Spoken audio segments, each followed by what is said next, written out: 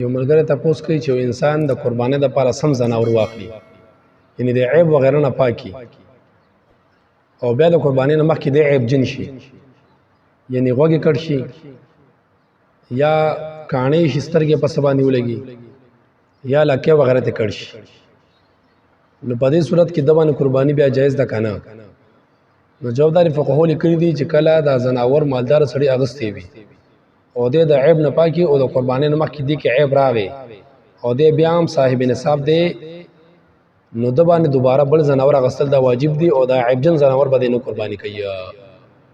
او که غریب سړی ځناور د قربانۍ لپاره اغستې وو، یعنی صاحب نصاب نو او د قربانۍ نه مخکې د په ځناور کې عیب راغی، نو فقهو لیکلي دي چې دی هم دا عیب جن ځناور قرباني کی او دا ذبح کی، د باندې د بل قرباني ذبح مخه نشته بلکې دا ولا کافی ده. دوستانو د بعضی ملګری د قربانۍ د ځناور د ذبح لپاره اکثر کساب راولي او په کساب باندې ذبح کوي. نو په کساب باندې ذبح کول او ساروی په ذبح کول او دغه ساروی په بیا ټوټه کول دا جایز دي.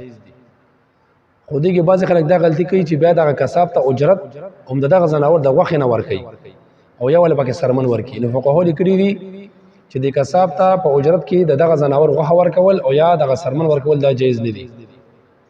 او کچا داسې وکړه چې غوښه ورته ورکا یا ورته دغه ځناور سرمن ورکا، نو چې څومره غوښه ورکړې ده د هغې قیمت په معلوم کې او اکه عمره پیسې د باندې بیا صدقه کول په غریبانانو باندې دا واجب دی.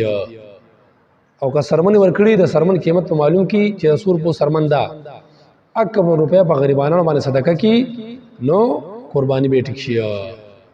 نو کساب ته د غوښې نه اجرت ورکول او یا ورته په اجرت کې سرمن ورکول دا جایز نه دي.